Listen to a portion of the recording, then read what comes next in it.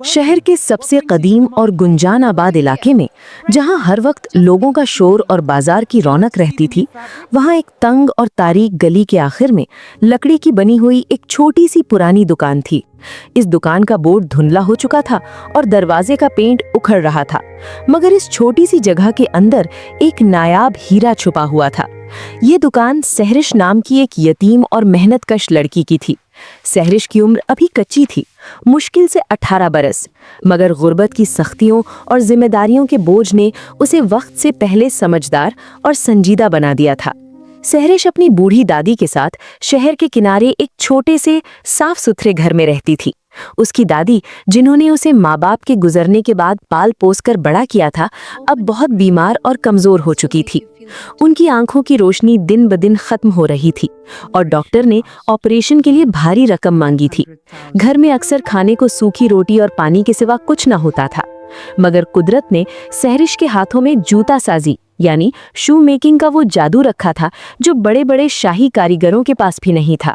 सहरिश रोजाना सुबह सवेरे सूरज निकलने से पहले उठती, अपनी दादी को नाश्ता देती, दवा खिलाती और फिर तेज कदमों से चलती हुई बाजार आती।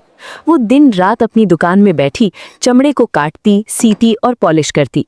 एक सर्द और ठिठुरती हुई शाम जब बाजार बंद हो रहा था और दुकानदार अपनी शटर गिराकर घर जा रहे थे, सहरिश अभी भी अपनी दुकान के अंदर बैठी काम में मगन थी। दुकान में मिट्टी के तेल का दिया जल रहा था, जिसकी मध्यम रोशनी में सहरिश की उंगलियां तेजी से चल रही थीं। उसके हाथ जख्मों से चूर थे, उंगलियों पर सुइयां चुभने के निशान थे, मगर उसकी आंखों में थकावट के बजाय उम्मीद की चमक थी।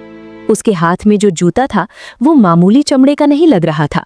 सहरिश ने पुराने कपड़ों के टुकड़ों और बाजार से खरीदे गए सस्ते मोतियों को ऐसी महारत और सफाई से जोड़ा था कि वो जूता किसी हीरे की तरह चमक रहा था। उस जूते की चमक ऐसी थी कि अंधेरे में भी रास्ता दिखा दे। दुकान के बाहर से गुजरते हुए एक बूढ़े दुकानदार चचा रहीम ने झांका और हमदर्दी से कहा, बेटी सहरिश, रात बहुत हो गई है, हवा भी तेज है, अब घर जाओ, दादी परेशान हो रही होंगी।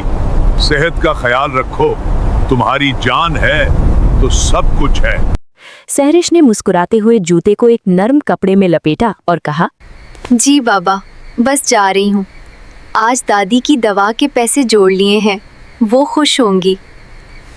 उसने दुकान का ताला लगाया और अपना पुराना शॉल लपेटा और ठंडी हवा का मुकाबला करती हुई घर की तरफ रवाना हो गई। अगली सुबह जब सहरिश अपनी दुकान पर पहुंची तो देखा कि बाजार में आज अजीब सी हलचल है।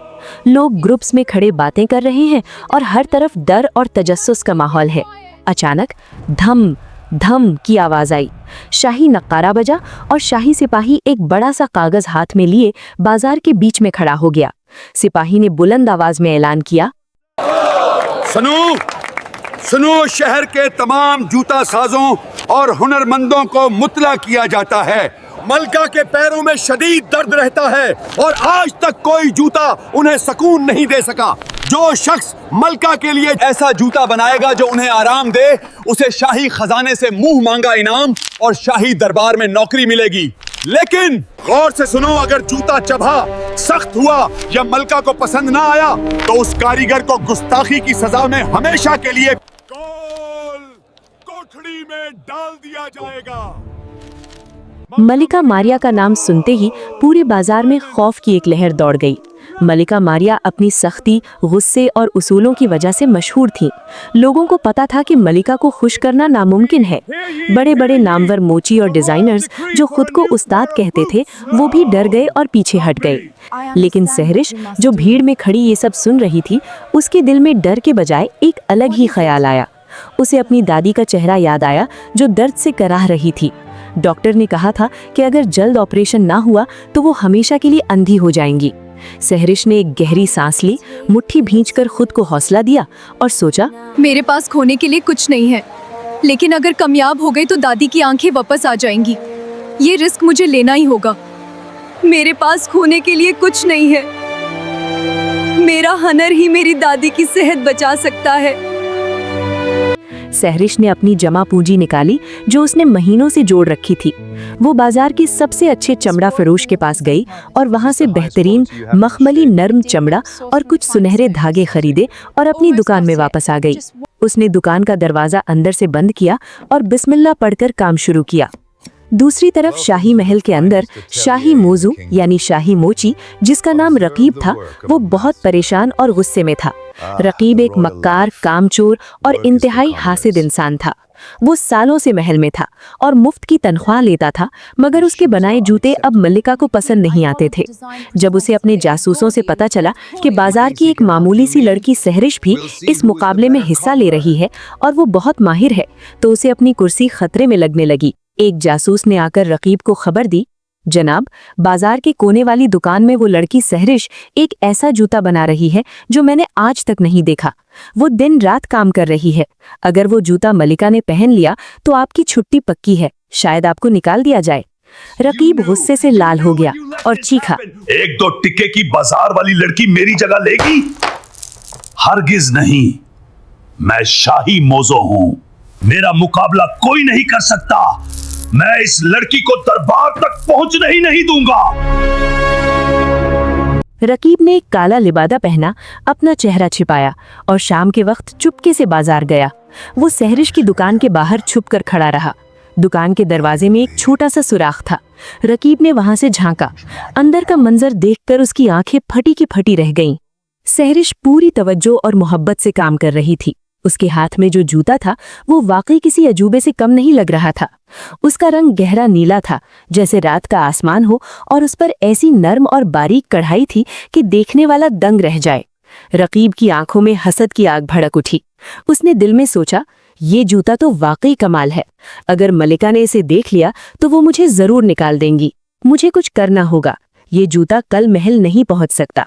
उसने वहीं खड़े खड़े एक खौफनाक मंसूबा बनाया। जूता जमा करवाने की आखिरी रात थी। बाहर तूफानी बारिश हो रही थी और बिजली कड़क रही थी। सहरिश ने आखिरी टांका लगाया और जूते को हवा में उठाकर देखा। वो खुशी से झूम उठी। जूता मुकम्मल हो चुका था। वो इंतहाई नर्म और खूबसूरत था। माँ, दादी, देखो, ये तैयार है। कल ये जूता हमारी किस्मत बदल देगा। सहरिश ने जूते को प्यार से चूमा, उसे एक रेशमी कपड़े में लपेटा और अपनी दुकान की मेज पर महफूज जगह रख दिया। सहरिश ने दुकान का मजबूत ताला लगाया, दुआ मांगी और खुशी खुशी भीगती हुई घर की तरफ चली गई। रात के तीसरे पहर जब बाजार सुनसान था और सिर्फ बारिश की आवाज थी, रकीब वहां आया। उसके हाथ में लोहे का एक भारी औजार था।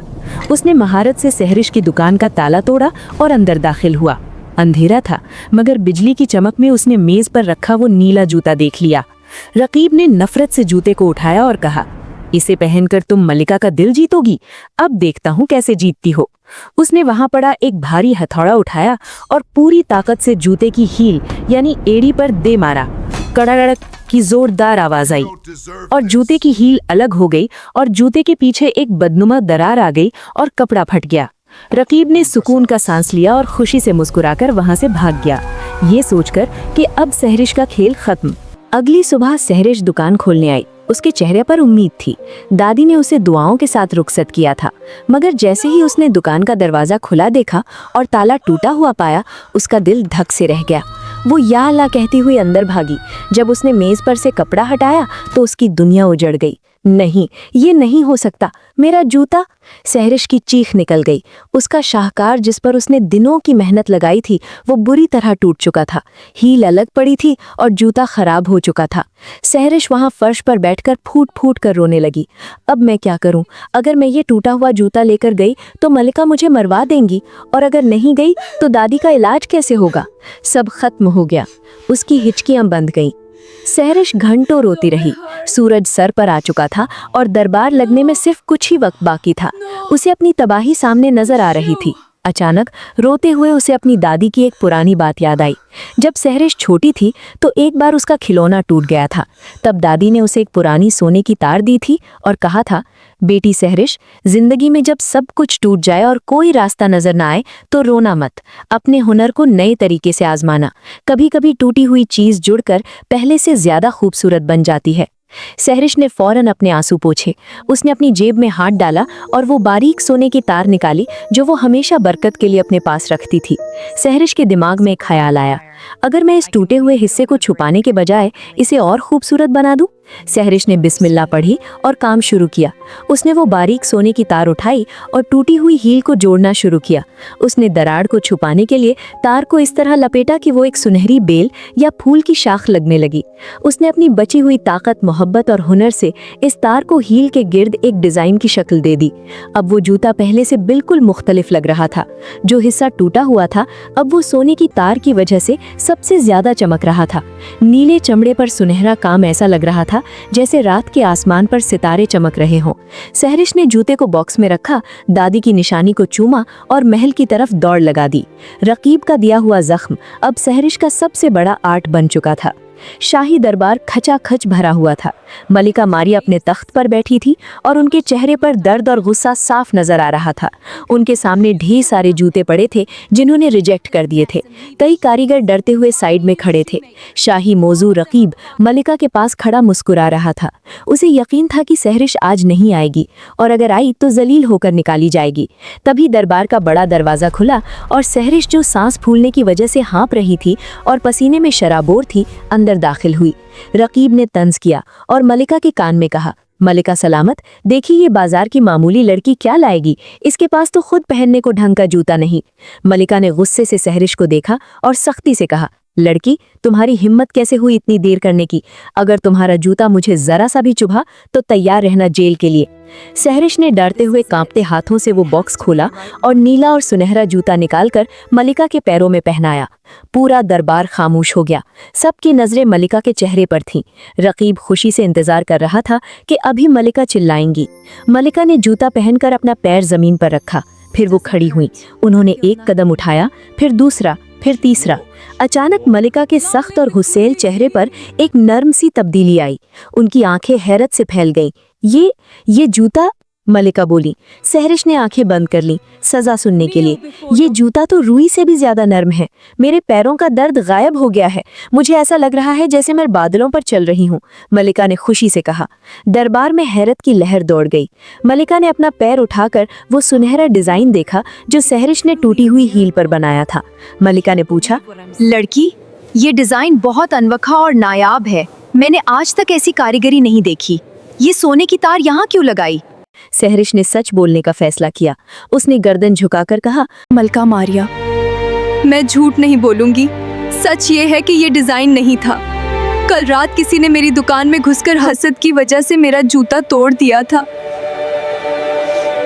मेरे पास नया जूता बनाने का वक्त नहीं था, इसलिए मैंने उस टूटे हुए हिस्से को अपनी दादी की निशानी या उस सोने की तार से जोड़ दिया ताकि आपको तकलीफ ना हो। ये डिजाइन नहीं, मेरी मजबूरी थी और मेरी दादी की दुआ थी। ये सुनकर रकीब का रंग सफेद पड़ गया और वो कांपने लगा। मलिका ने सहरिश की तरफ देखा और मुस्कुराई। तुम्हारी मजबूरी ने इसे एक शाहकार बना दिया। तुमने अपनी टूटी हुई चीज को फेंका नहीं, बल्कि इसे और कीमती बना दिया। ये असली हुनर है। मलिका ने उसी वक्त रकीब की तरफ देखा जिसके चेहरे पर चोर की तरह पसीना था। मलिका समझ गई कि ये हरकत किसकी है। सिपाहियों, इस मक्कार और हैसद रकीब को गिरफ्तार कर लो और काल कोठड़ी में डाल दो। इसने एक हुनरमंद को रोकने की कोशिश की। रकीब को घसीट कर ले जाया गया। मलिका ने अपने गले से कीमती हार उतारकर सहरिश को पहना दिया और ऐलान किया, आज से ये लड़की मेरी शाही शू मेकर है। इसके घर वालों को महल के करीब लाया जाए और इसकी दादी का शाही हकीम से बेहतरीन इलाज करवाया जाए।